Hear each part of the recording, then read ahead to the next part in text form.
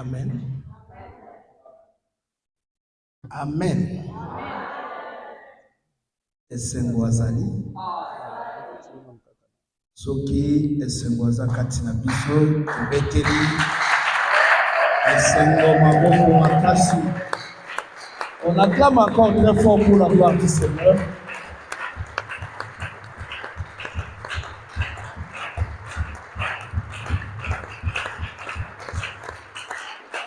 Voilà. Nzambe apambo la présence na yo. Na pokwa na lelo kati na bisika. Aza la réponse. Il y a ma question yo oye nango. Parce que je sais que tu as des questions difficiles pour isoler kelayo. Je te dis ce soir, okozonga tendengo yaki. Nzambe a coupé sa solution. Parce que la présence de la parole, c'est la présence, il y a solution à makambo na biso. Est-ce que quelqu'un croit à ça? Est-ce que quelqu'un croit à ça? Voilà. Topamboli su Nzambe pour la présence na yo. Parce que eza na ba ebele bazui tante kasi Nzambe asaleli yo ngolu. Ozwa maisu na pokwa kati na bisika. Tozokoba toujours marche na biso. Je crois le modérateur a lobby déjà. S'efforcer na nous kaka bongo parce que interprète azobela. Parce que interprète aza ko interpréter selon le pasteur azana nous langue. Mais Nzambe akosunga. Amen. Amen. Parce que ce qui interprète azalan arosala ke a bloqué motei. Parce que likambango tango e bandaka moko banda malembe kuno ko soto yebite. Amen. Totelemi baso likolo. Bazoli biso des rois 5. Des rois 5 verset 8. Rois chapitre 5. Bandaka na verset 7. 2 Rois chapitre 5, le verset 7 à 8, nous lisons au nom de Jésus-Christ. Amen. Après avoir lu la lettre, le roi d'Israël déchira ses vêtements et dit: Suis-je un Dieu pour faire mourir ou pour faire vivre? Qu'il s'adresse à moi afin que je guérisse un homme de sa lèpre. Sachez donc et comprenez qu'il cherche une occasion de dispute avec moi. Lorsqu'Élisée, homme de Dieu, apprit que le roi d'Israël avait déchiré ses vêtements, il envoya dire au roi: Pourquoi as-tu déchiré tes vêtements? Laisse-les venir à moi, et il saura qu'il y a un prophète en Israël. Voilà, tofandi na kombo na Yesu Christo. Voilà, tozokoba na temo eza na tableau, le dédoublement de Naaman. Tozokoba pour expliquer yango par la grâce du Seigneur. Na motindo yo Nzambe azokamba biso. Tozokoba kaka na éternel dit à l'éternel. Amen. Éternel dit à l'éternel. Tu expliquas qui yango le mardi, je pense. Pourquoi tozolo babongo? C'est-à-dire, il y a un éternel qui parle et il y a un éternel qui écoute. C'est très important. Yango, tu expliquas qui yango, tango tozo yawa, tozo ya pour que éternel ne alobela biso. Parce que ce qui est éternel alobeli biso, toza bato ya esengo pe bato yo bakangolami. Parce que muninga mutoko kangola muninga na ye mutute. Ata soki mutu wana aza na mbongo, aza na capacité ya korachete yo te. Muto ya rachataka muninga na ye mutu, c'est le Seigneur Jésus-Christ. Yango tozoko ba toujours sur le dédoublement de Naaman. Tolobaki que tokoki kolobela dédoublement te soki nano roi apasoli elamba te. Yango tozoko ba ko expliquer nini signification ya eloko yo roi asalaki. Tolobaki ete eza eloko mosusu te, c'est l'œuvre de la croix. On a expliqué le vêtement du roi. Tolobaki ete vêtement elobelaka pe corps, elobelaka nzoto. Job nde asungaki biso. Toexplikaki yango. Okomona ke roi azopasola elamba na ye. C'était le roi d'Israël. Ezalaki roi ya Syrie te, roi ya Israël. Toexplikaki yango kolakisake ko déchirer vêtements, c'est ce que Jésus avait fait sur la croix. Ko déchirer vêtements, c'est ça la mort. Il y a Jésus-Christ sur la croix. On a expliqué ça. Tozoko bakakawana. Yango tolobaki que bien que roi déchiré vêtements, bien que l'œuvre de la croix est salami, mokomona que Israël a continué à observer les œuvres de la loi. Yango te expliqua qui tozwaki de Samuel, chapitre 2, soko bandi na ba verset 10 kokita. Okomona que tango David azo régné na Hébron 7 ans, Iphiboshet oyo azali mwana ya Saoul azo régné en Israël aussi. Tolobaki que l'œuvre de la croix est l'obelaka la fin de la loi. La fin de la loi, parce que l'œuvre de la croix est acquis pour commettre fin na mobeko ya Moïse. Bien que l'œuvre de la croix est salami, mais vous allez voir, Israël n'a pas encore pris à l'œuvre de la croix. Ils ont continué kobika mobeko. Sinon, lelo, on a expliqué ça. C'est très important. Yango todo koba kosolola na ntina na makambo wana lelo pe. Nzambe apambola biso. Nzambe apambola biso. On acclame encore très fort pour la gloire du Seigneur.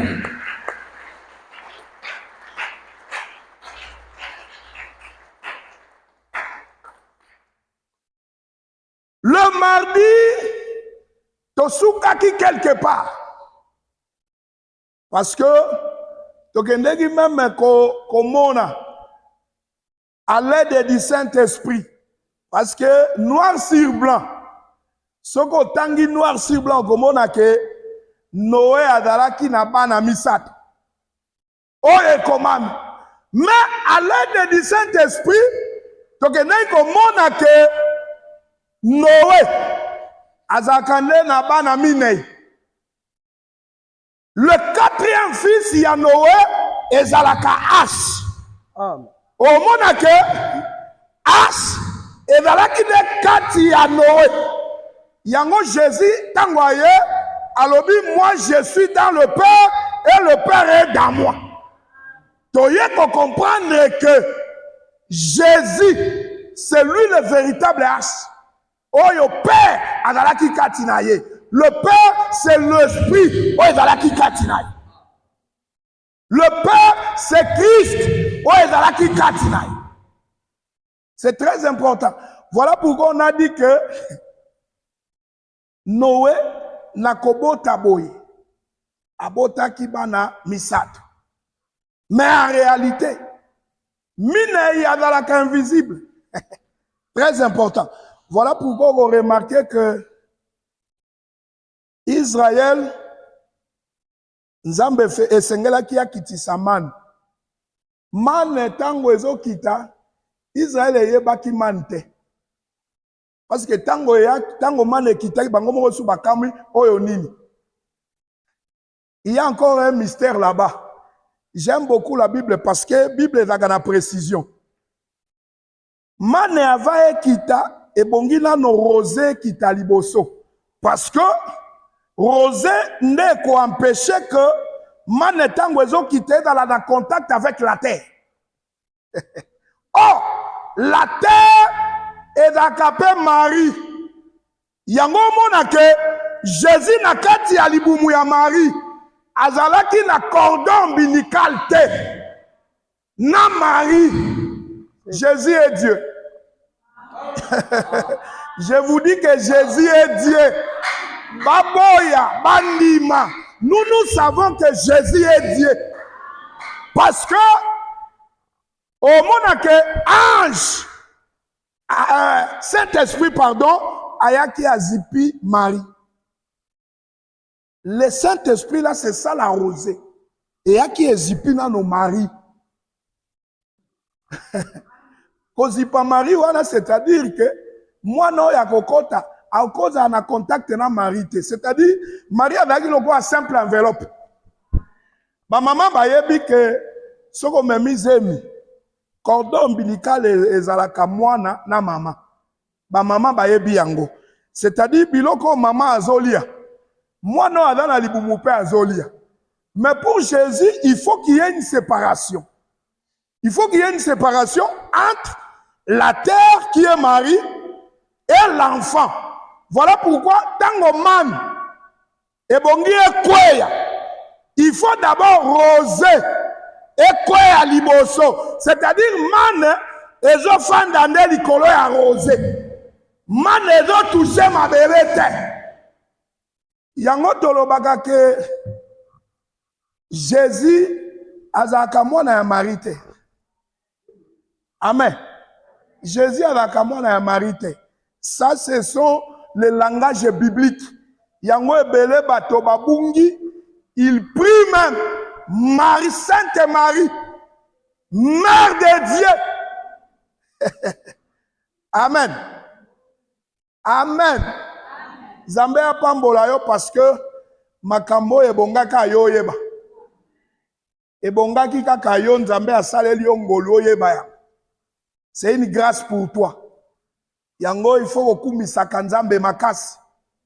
Il faut que sepela kana makambo makasi parce que makambo nzambe abombeli yango le grand et le géant de ce monde. Mais asaleli yo ngolu yeba yango.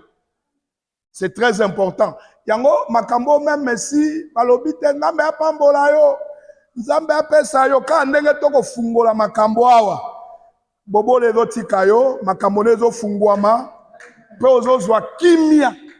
Voilà pourquoi pour la restauration de Job, okomona ke nzambe ake na Job na makambo makasi makasi. Ake na Job na makambo makasi makasi. Amemi Job likolo, ake na Job na mai, ake na Job na zamba. Il a enseigné et à la fin du compte, Job a qui restauré. C'est très important. Yango makambo oyo, soka mote ya telemi awa. Mais à condition que mote ya na machwa. Tango akomi ko fungola monoko koloba makambo na nzambe. Ainsi dit l'Éternel, yeba ke lipamboli na yo kotali sama. Makambo na yo ko fungwama. Même maladie ekotika nzoto na yo. C'est très important. Yango tozo koba sur le déchirement ya vêtements. Ce n'est pas pour rien. Au moment que c'est comme quatrième fils. Il y a Noé. Au moment que Tango et Sili, et Bongi, et les enfants de Noé, et Noé et Moko, Bako Tanakati. Au moment que né, et Bongi est subi, Poignos. Parce que Bongi est subi, Fimbo. Vous savez que pluie à délige, et Zaka tout un fouet. Très bien. Est-ce que l'église comprend ça? Tout en galant. Zolan Job. Job 37, je pense. Job 37, Zoana Nuango. Job 37, Zoata verset Okobanda, na verset 13. Job chapitre 37, le verset 13. C'est comme une verge dont il frappe sa terre, ou comme un signe de son amour qui le fait apparaître. Amen. Amen. Selon cette écriture, parce que ce qu'on bandit dans l'icolo, au moment où sur la pluie, ce qu'on bandit dans l'icolo, au moment où on sur mboula. Or, au moment que Déliche et Bonga qui est frappé pendant 40 jours, est frappé, au moment que ceux qui moutoient dans la katias, Déliche et ça là l'autre côté. Asséné dans Sibi. C'est très important. Voilà pourquoi on n'a pas tort ya kolobake H et za moto mobimba. Moto yango c'est le Seigneur Jésus-Christ. Voilà pourquoi châtiment oye sengela qui est kweya likolo ya ngai na yo ekweli nde H. Asséné à Sibi. Châtiment oye sengela qui ekwela yo. Mais au moment que As et Sibi, parce que As et yango moko, ndezuaka 40 coups. Ce qu'on a acheté, il faut jouer 40 coups moins 1. 40 coups net, il faut à la casse. Mais ce qu'on a acheté, il faut jouer 40 coups moins 1. Yango de apôtre Paul à l'obino. Ouais. Amen. Je vous dis que Jésus-Christ a l'équipe babotio babotayo. Parce que babotio babotayo ont l'habitude. Il y a que l'infraction est individuelle. Mais Jésus a l'objet, infraction est individuelle. Parce que infraction na yo, parce que yono commettant qui péché, yono sumukaki, mais le la véritable as. Andimi ko sibir pona yo yango yo neti ozawana oyo nyonso ezalaki lokola condamnation oyo nyonso ezalaki lokola likolo na yo Jésus-Christ à la croix aklouaki yango pe alobaki ete tout est accompli. Et je vous signale en passant que Jésus-Christ est sur la croix akufa ni bolanda dessin basala kawana te. Jésus sur la croix a koufa bolumbu. Amen. Vous savez que bolumbu ya mobali devant sa femme, c'est une bénédiction, non? Hein? C'est une bénédiction. Mais bolumbu ya tata liboso ya bane la malédiction. Bako sabinote les témoins de dessin, les théologiens, des signes à Jésus, bâtir moi lingbanda, bazipie na moi elamba. Mais ça c'est contredit toute la Bible, non? Jésus devait mourir nuit. Amen. Jésus fallait accoucher nuit pour que elamba na ye, parce que elamba est la gloire. Ye accouche bolumbu. Bisoto zo elamba wana. Oh, elamba ya Jésus est là kembo pona biso. Voilà pourquoi on a là qui autrefois ndumba, mais à cause de la mort de Jésus, on est sur ndumba te. O komi moto ya valeur, o komi moto ya kembo, batali o babiye oyote. Voilà pourquoi Tamar tango azui gage et pas ya Jida. Maintenant, il aurait fallu que Jida attinde la serviteur naye, aya ko récupérer biloko naye. Baye ko luka mwasi wana, baye ko luka Tamar, to luka ndumba moko. Abi ndumba azaka eswate. En d'autres termes, na église ya kolo bandumba bazakate. Très bien. Hein? C'est vrai. Ça, c'est vrai. Mutu aza na bilembo ya jida. Akoza esu na bondumba ndenge nini. Parce qu'en réalité, Tamar bapesa qui est trois choses visibles.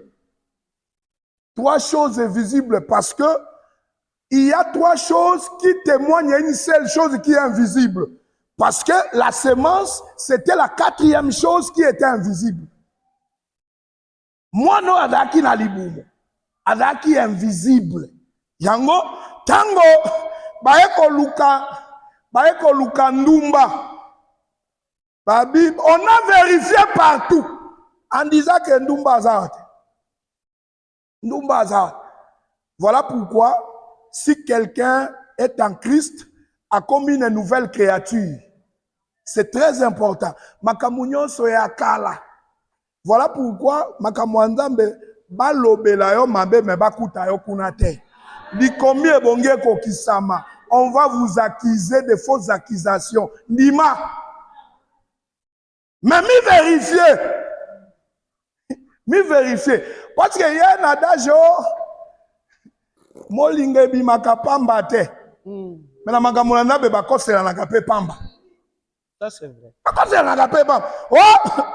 Et bandai kasiboni ye kaka, oui. Ye kaka. Tala. L'élévation dans les choses de Dieu, mutuale kana banzelo kondi mate. Vraiment. L'élévation vient après l'humiliation. Élévation est quand il y a sans humiliation.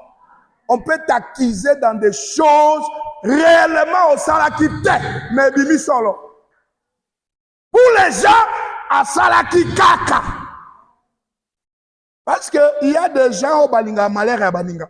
Oui. Il y a des gens, ils sont là. Malheur et à muninga et pas na salaka sengo. Tout na yo pezali. Oui.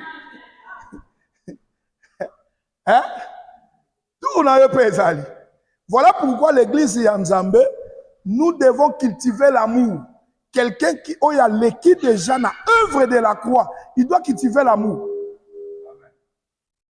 Amour est dans des modes de vie, modes de fonctionnement, il y a des santé. Parce que mon santé a racheté, mon santé a subi transformation. C'est quelqu'un que yango to pesa qui écriture le mardi à Kolobake, on doit surmonter. On doit surmonter le mal par le bien. Écriture mo kitoko makasi. On doit surmonter le bien par le mal, le mal, le bien par le mal. C'est-à-dire, mutwa salio mabe. Oyo que tout le monde constate qu'il y a salio mabe, mais yo zongi sera malam. Même le monde eko kumi sanzambe abi bandeko bazana nzambe ya solo. Voilà pourquoi dans le baki le mardi que les chrétiens bazakande une lettre. Bible ya ba païen et zakande biso ba santo.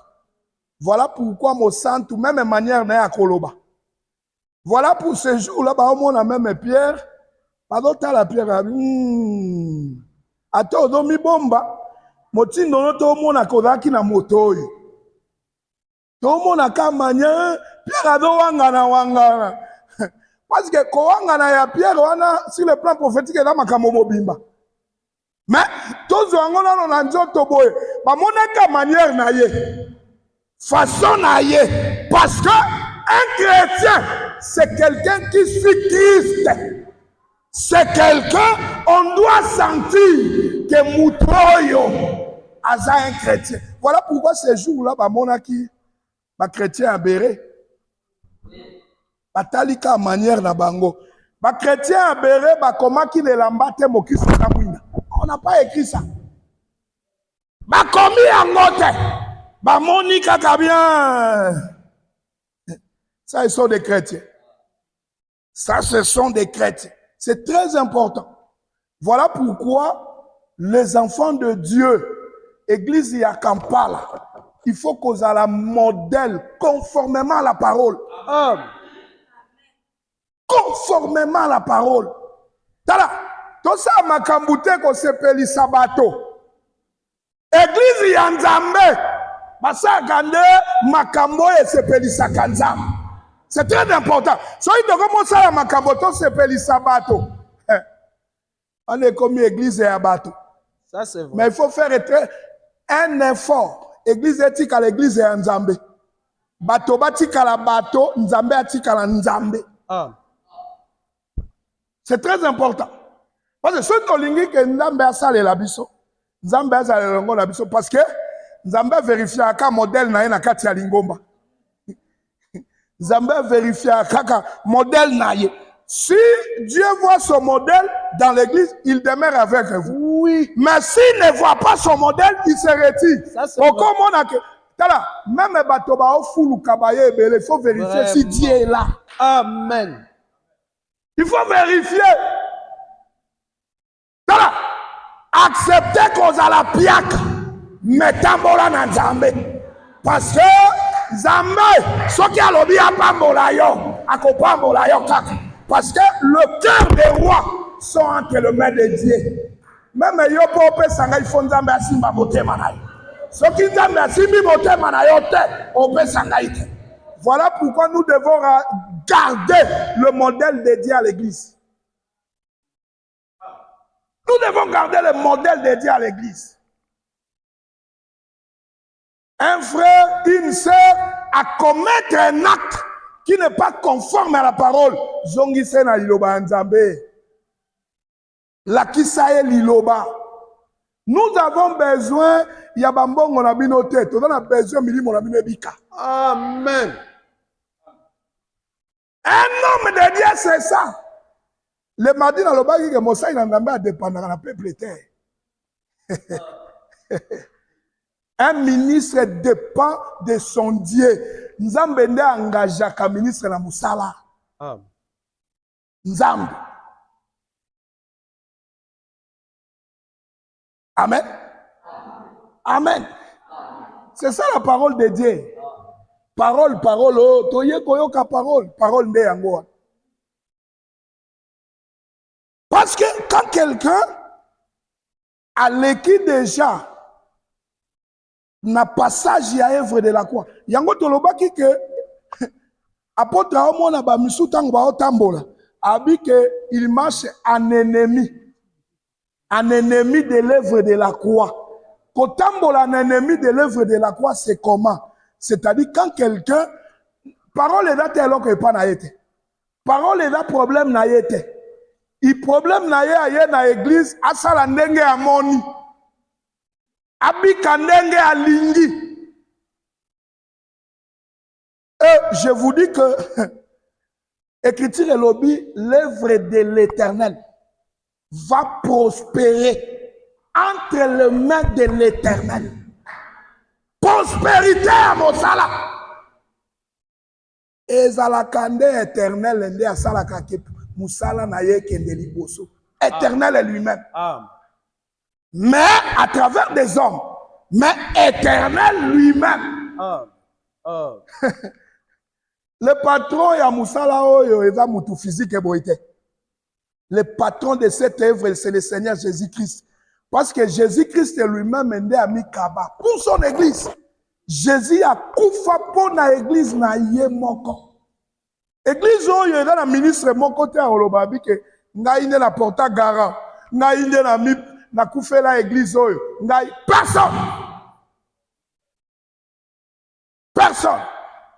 Nzambe apambola biso. Nzambe apambola biso. Azala nyonso po na biso azala esengo. Omona ke Lâche ezalaka quatrième fils ya Noé. Soki sous tolobi tolobela kaka chiffre 4. Mais ça c'est toute la Bible. Oui, c'est toute la Bible. Parce que soki tozwina no kaka chiffre 4 et l'obelaka pe délivrance. Voilà pourquoi au monde a que soki tozongi na création, au komona que le soleil a été créé le 4e jour. Au monde que avant que le soleil est seulement nyonso esalemaki avant 3 premiers jours makambo nyonso wana ezalaki terrestre. Omona ke le 4e jour le soleil emonani. Oh, soleil ezaka na sete, soleil ezaka likolo. Soki tozongi na 2e songe ya Joseph ako expliquer biso makambo wana. Mais toza kuna te. Maintenant, tango soleil eyaka pour que chasser ténèbres. Amen. Amen. Rôle ya soleil et chasser ténèbres. Parce que avant que le soleil y a tout ce qui régnait là, c'était ténèbres. Voilà pourquoi, dans 3 premiers jours, il n'y avait que le ténèbre. Vous savez que même la loi de Moïse est à ténèbres. Voilà pourquoi, tant le véritable soleil, qui est le Seigneur Jésus-Christ, à la croix de Golgotha, devait mettre fin à la loi de Moïse. Parce que l'œuvre de la croix est à qui pour ôter péché, et à qui pour mettre fin à la loi, et à qui pour bebisa misala ya Satana. 1 Jean 3, verset 8. 1 Jean 3, verset 8 à 9. Yango mona ke un chrétien o ya croire na évangile, ya croire abanga ka bandokite. Oko banga ndokite, mo santo abanga ka ndokite. Mais c'est le contraire aujourd'hui. Muto ozwanda ko ya kofutela o banga okota na ndako abi ndokinde afandakia. Mais écriture elobi ada katina yo. Il est plus fort que celui qui est dans ce monde, non? Parce que le monde aujourd'hui est dans la domination et malin. Sur le plan prophétique, aspect moussousouan. 1 Jean chapitre 3. Pendant le verset 8. Verset 8 à 9. Ok. Au nom de Jésus-Christ. Amen. Celui qui pêche est du diable. Car le diable pêche dès le commencement. Le Fils de Dieu apparu afin de détruire les œuvres du diable. Ok. Quiconque est né de Dieu ne pratique pas le péché. Parce que la sémence de Dieu demeure en lui. Et il ne peut pécher parce qu'il est né de Dieu. Est-ce que tu l'as dit écriture oyo? Tu peux l'écriture ma bon. Profane mon docteur. Zomba la mort Ephésiens 5. Zomba la mort Ephésiens 5. On a complété loko toti kolobake. Ephésiens chapitre 5. Pendant le verset 8, je pense. Le verset 8. 8 à 9. Nous lisons au nom de Jésus-Christ. Amen. Autrefois, vous étiez ténèbres. Ah!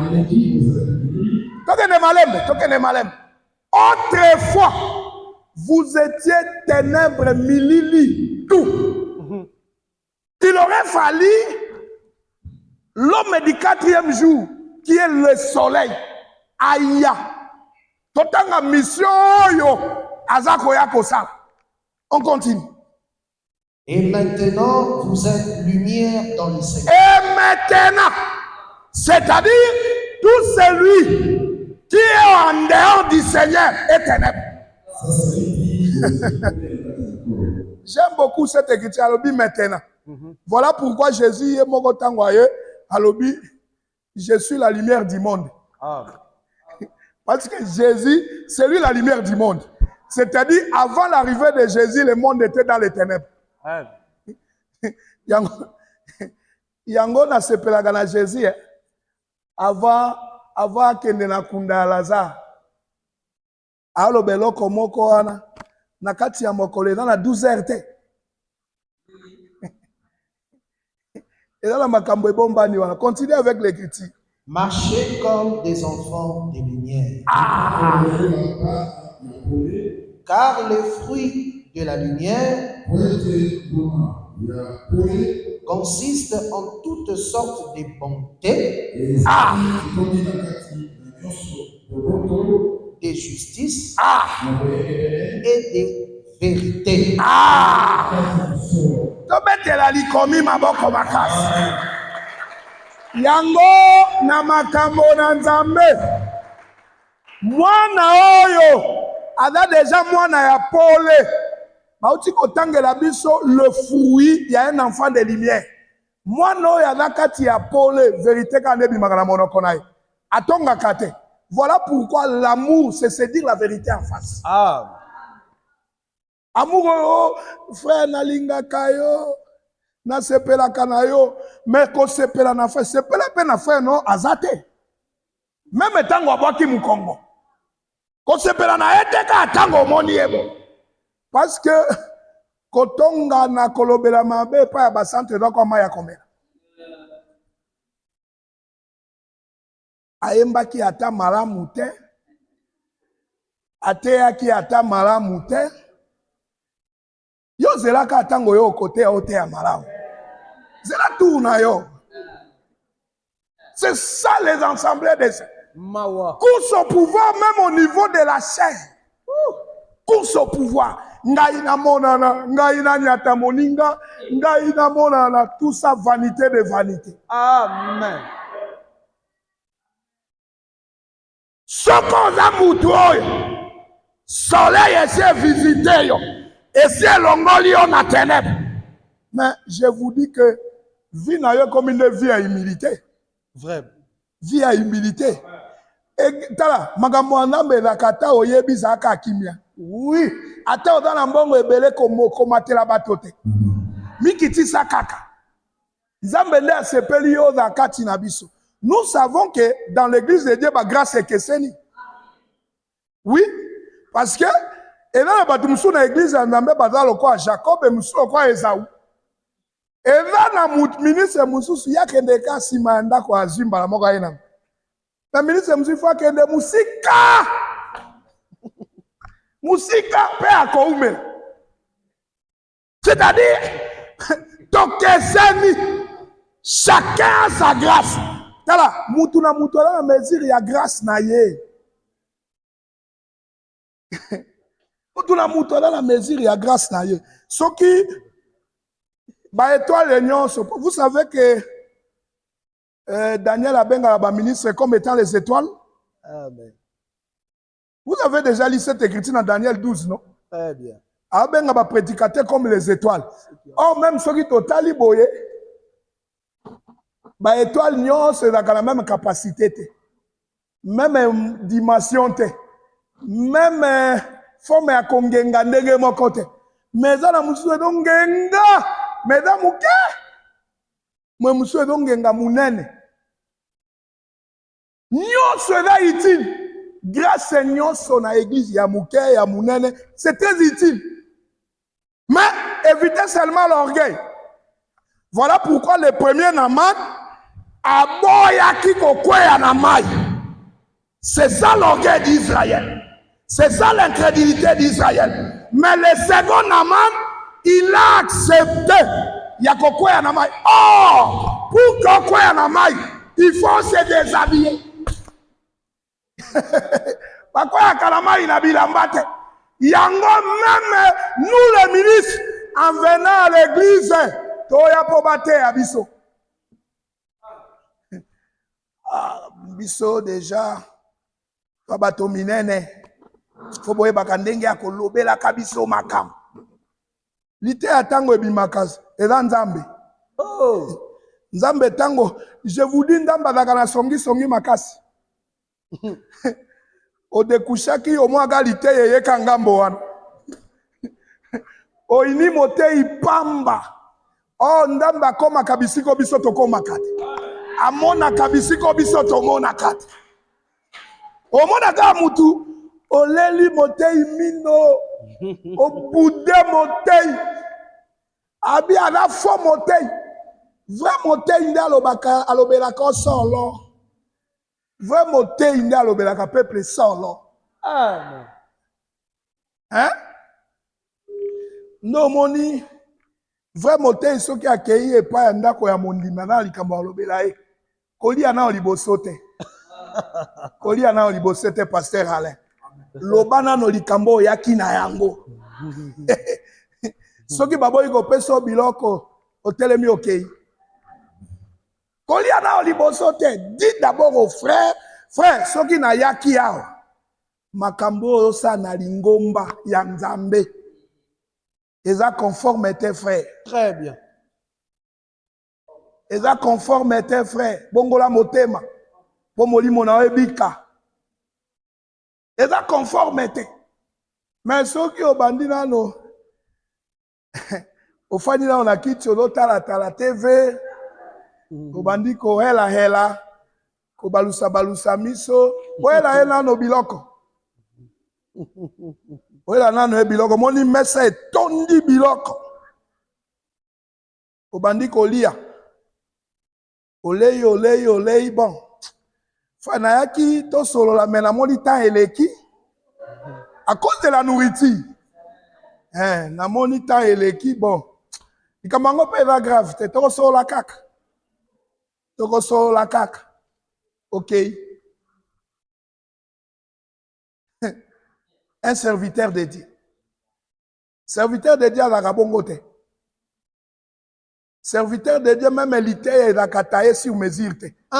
D'ailleurs, Bible d'Oloba s'est poussé par le Saint-Esprit que les hommes ont parlé. De la part de Dieu. C'est très important parce que ceux qui bato babimi na ténèbres, bakoti na lumière. Vérité, eza eloko oyo efandi. La vérité doit être là. La vérité doit être permanente. Très important. Si tu comprends makambo yo, église est cause à la délivrer. Mais si on ne comprend pas, au monake et la matata. Et la matata. Église est Nzambe yango. Église est Nzambe makambo tokoloba. Bongo na église est Nzambe tambola. Même batei, baza d'accord na ngai. C'est très important. Parce que ceux qui te comprennent makambo yo, mutu na mutu akoyeba, parce que église net chézao. Batei baza basuki yawa, bandimi basuka kawa, mutu na mutu a un rôle à jouer dans l'église de Dieu. Et là, la likambu mususu, so que talika sacerdoce, batu ya sacerdoce de ba régla kaya. C'est très important. Ce qui nous voulons délivrer cette église, l'église y a Kampala, Nzambe ya Kitaka, Nzambe ya Fanda, respectons seulement les modèles de Dieu. Ce qui doit respecter modèle ya Nzambe, Nzambe a commis talisa makas. Parce que Nzambe a vérifié. Voilà pourquoi ces jours-là, Akiti atali tour de Babel, atali un modèle nangayote. Parce que tour de Babel, batongi ango na briki. Oui. Libangate. Or, briki peut ça le medaka mélange. Nzamba linga mélange te. Habite descendant, confondons-les. Parce que tout est mataki. Bato bazana mbongo ata ndenge makambo ezo Confusion. Bato bazana mbongo ata ndenge ezo évoluer. Il y a des choses que Nzambe asalaka ke kende na loka bongo. Oui. Ekende na loka bongo. Mais il va descendre. Très bien. Voilà pourquoi c'est une interpellation de tous les ministres en place. Batala. Ceux qui ont les a rétablis dans cette église. Parce que Élie a belé la motote. Élie a rétabli Rakikaka Hôtel.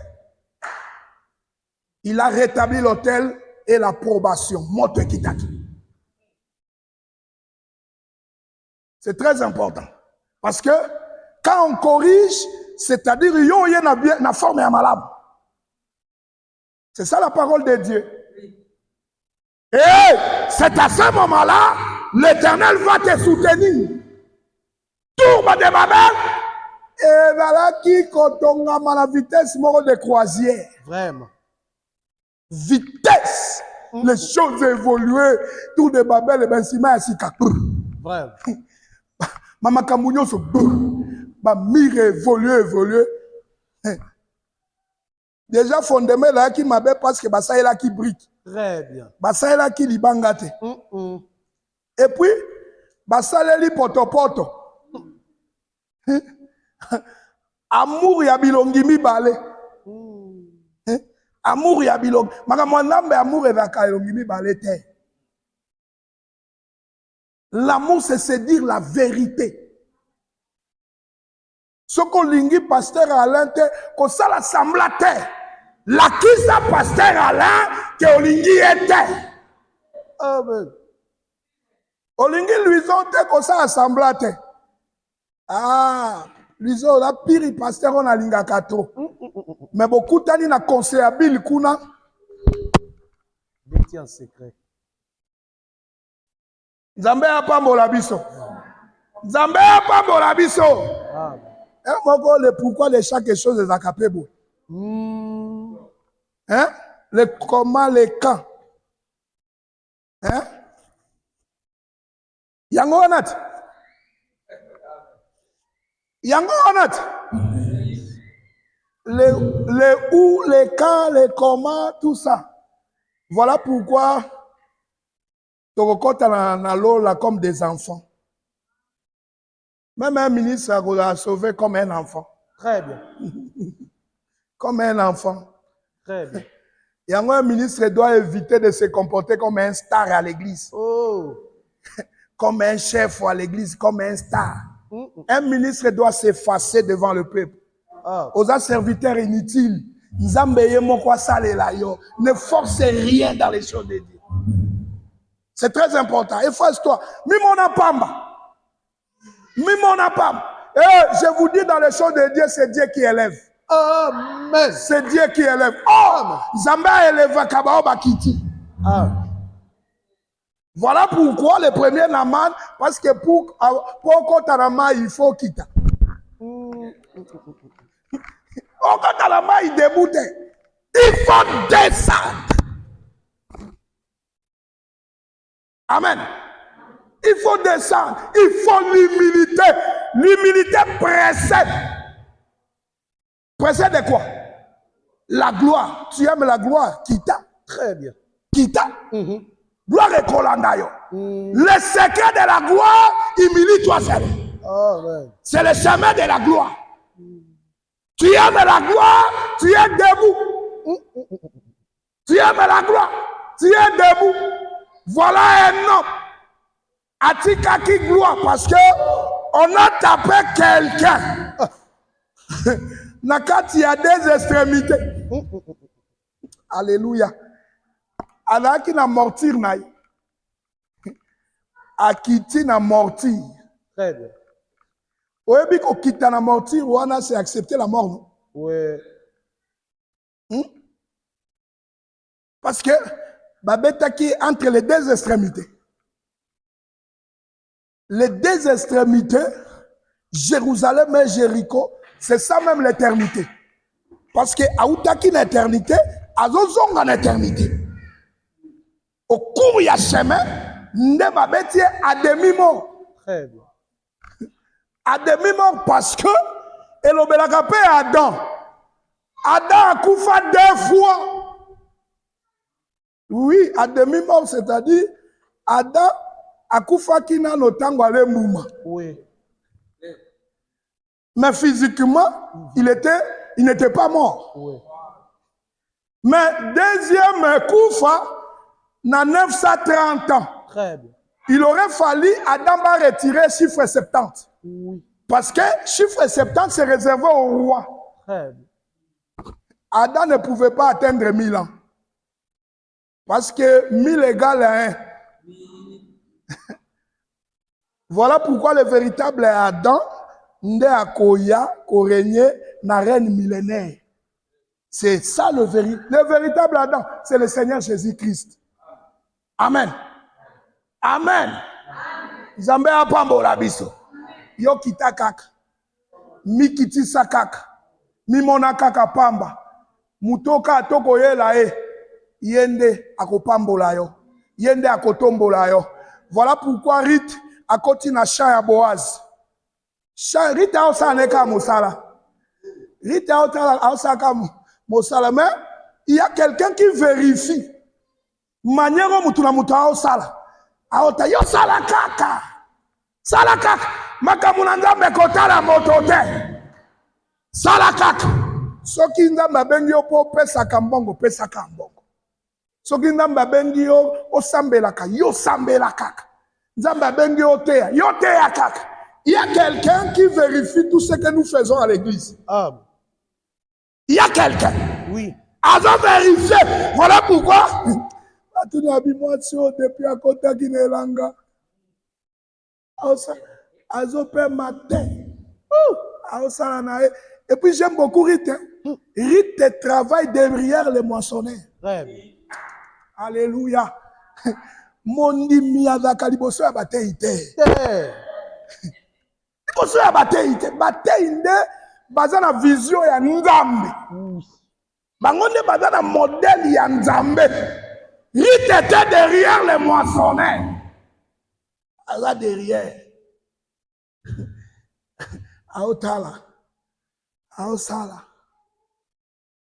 C'est-à-dire pour vous dire que dans tout ce que nous faisons dans l'œuvre de Dieu, il y a quelqu'un qui vérifie tout. Il y a quelqu'un qui vérifie tout. Yango kosaka makambo na Nzambe na bonjoto te. Po bato ba mona, bato ba sepela na yo me Nzambe akoyina yo. Bato ba kose. Parce que je vous dis que Nzambe a sepela kana offrande na yo moko. Très bien. Amen. Il faut faire très attention. Même notre façon de s'habiller, monter à quoi na chair comme un musicien à falité. Comme un musicien à falité. On ne vient pas ici pour vous montrer les habits. On vient vous montrer l'homme qui était mort et ressuscité. Netango moni mutuana obiki. Omoni mutuana makambo na ye tombwami. Omoni mutuana ofungwami. C'est ça la parole. Nzambe apambola biso. Nzambe apambola biso. Yo kita kaka. Mote ikita. Mondimi kita. Moyembi kita. Soko kiti. Nzamba otombola yo. C'est ça la parole. Parole, car la parole, c'est ça. C'est ça, l'humilité. Jésus-Christ, c'est lui notre modèle, non? Modèle, il y a un chrétien, c'est le Seigneur Jésus-Christ. Humilité de vie à Jésus. Parce que vous savez que Jésus, c'est un Dieu, non? Mais Amisali Okol est un serviteur, un simple serviteur. Mais Nzambe mobimba, oya keli lola pe mabele, oye monani pe zangi komona. C'est un exemple à suivre. Attends, na ba immeuble ba makabodenge na ne devant le Seigneur kita. Yango batinda ki maloba epa na mane pasteur yebisa na mane. Akpe ya na mai, pe ya kaka. Mala sambo. Pe ya. Ne discutez pas. Pe kaka. Oui. Et puis mayo yo zo pe et que c'est na ba mai nyoso e. Jude la go mai nyoso te. Au moins la première Naman abandi ko discuter parce que premier Naman a otambolaka na sacerdoce lévitique. A otambolaka na sacerdoce lévitique. Papa Labana, sacerdoce lévitique, a otambola nango. Abi, nagala mama ya kitoko. Pour Israël, loin des forces naï. Pour Israël, mobe kokak. Pour na Israël, oyoka Moïse alobela ki bango, nebongo. Mais le second Naman, ayoki kaka basali na ya, ayoki ba ministre, akpa ine na mai. amikitisi na ye. Tala, makambo na Nzambe. Soki eloko bateyo eza parole. N'hésitez même pas. On ne résiste pas à la parole. Moi, na Nzambe a telemelaka liloba te. Si tu vois quelqu'un s'opposer à la parole, botala est bien. C'est quelqu'un qui est encore dans les ténèbres.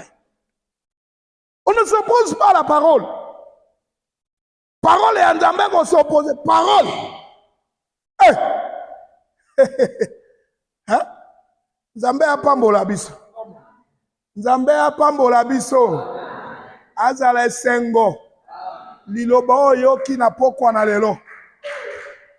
Liloba wana epambola yo. Liloba wana etombola yo.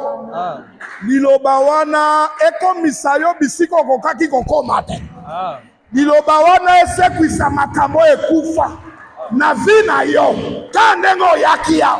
J'aimerais que tango tosa ba déclaration on ndima yango. Parce que biso église toza peuple oyo tondimaka nano tomoni te. Mais on dit, c'est ça la foi. Dans la Bible, lobi, tout ce que vous demanderez en priant à mon nom, croyez que vous l'avez reçu et vous le verrez s'accomplir. C'est-à-dire, pour qu'il accomplissement et ça, il y a une condition. Croyez d'abord. Tu crois. Après avoir croire, nous comment parce que là, le peuple moko balingaka ba mona nanu.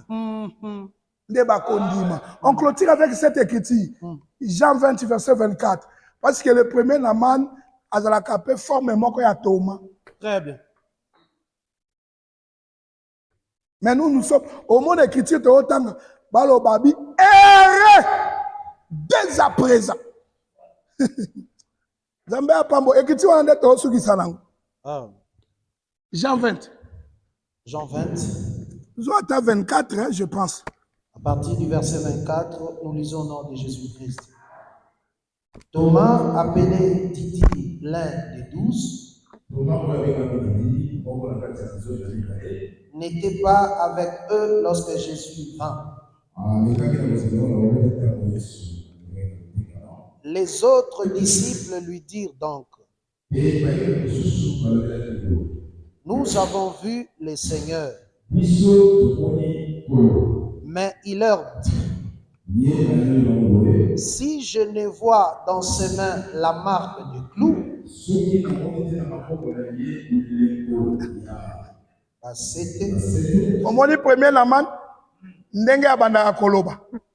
et si je ne mets mon doigt dans la marque du clou,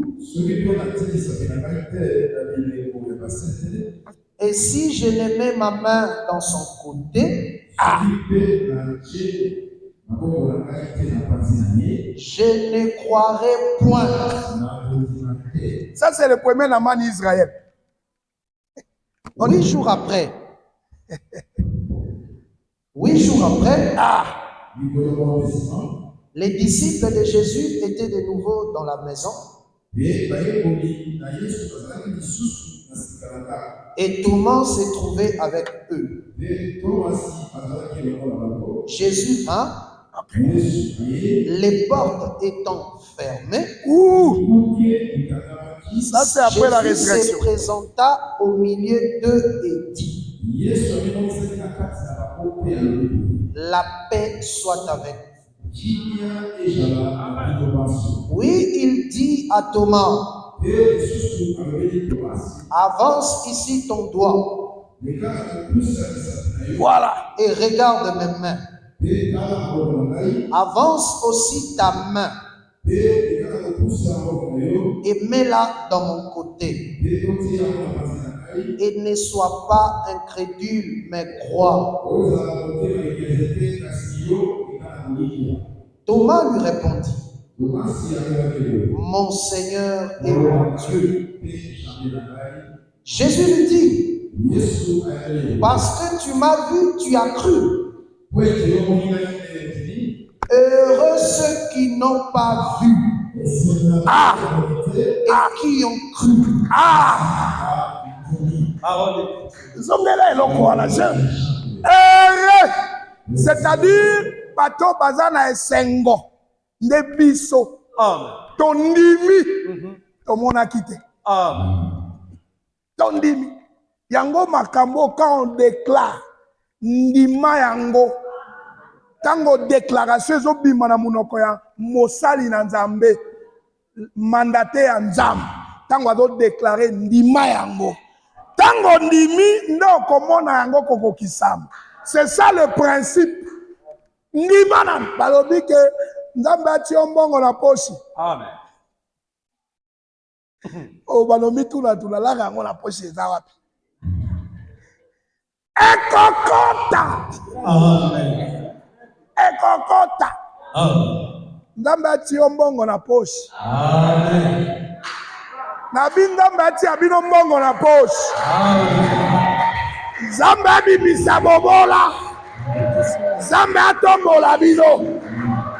Afungola pe ba oyo baza na posa ya voyage. Nzambe afungola voyage. Est-ce que quelqu'un croit à ça?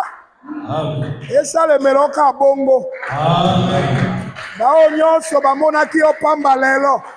Melobi bamona ju pamba te. Amen. Parole oyo etombola yo. Parce que œuvre de la croix échangeaka calcul ya bato. Amen. Zambo ya pambola kabato apambola bino.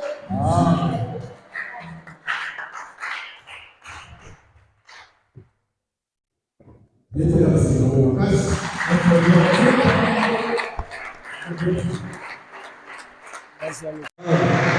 l'homme de Dieu, le pasteur Papimolo, a ensemble pour la Liloba, When they preach of Papimolo scripture, et Polo a été mis sur la pompe à l'élo, so that they gradually a comisa Malobayon suivi dans mon Mosali à Zambé, to fulfill all word that na elika te comisa Malakomo la Yesu, to la Nilosa. the being accomplished in the name of Jesus. Kolo Zondo Nabomo de Nabokasi Noso Lokumu Matonde Zondo Epai Nayo Nzela na lelo wanayo Otei biso na poko ya lelo Nzambe Tango Iran azoleka na komona Israel nakati na kozanga nakati na kaka me Iran tango azotala bango azoleka na koloba eke peuple oyo baza ere. Pourquoi baza ere? C'est parce que opesaki Israël un roi sage et intelligent. Ase na mabele tozoleka na komona roi moko te aza sage pe aza intelligent oyo akokokana nayo Nzambe na bango. Jérémie alobi roi c'est l'Éternel lui-même. C'est-à-dire que peuple Azaïre les a montré à Zanazan. Donc monio Nzambe na poko ya lelo mokonji kozala kati na biso. Parce que yo nde liloba. Donc moni bolingo na yo mokonji na nzela na liloba na yo zali koleka na kote ya biso mokonji. Na nyonso olobi ete biso toleka na komikitsaka na mai. Oyo etali lobiko yo leki na kolengela mpona biso. Oyo etali voyage yo leki na kolengela mpona biso. Mais oyo osengi surtout les caractéristiques qui sont makanisi na moto ele kala ko matakati na moto atamo côté parce que oya lekila ko beza de roi Seigneur yo pesa biso kasi makoki akole kala ko bika liloba na yo mokonzi parce que de nous-mêmes ko le kala ko contacter mokonzi zanto na kuya sunga biso Seigneur notre Père de gloire doté biso ba moyen pe ba capacité akole kala ko biki ça doté biso makoki Nzambe tous les cas la matin en secret. Parce que le vin d'Éternel me dit à celui qui frappe son prochain en secret. Tu nous prêtes, Seigneur, notre Père, cette parole, mon Dieu, au souffle de son.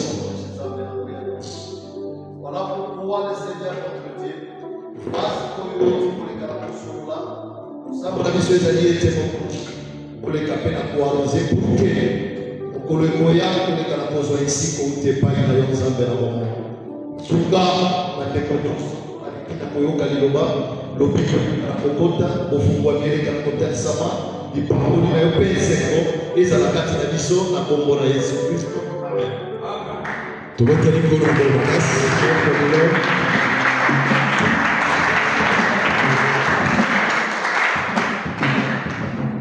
Nzambe apambola moteyi na biso na kombo na Yesu. May God La bless Nzambe apambola moteyi you. May God bless you.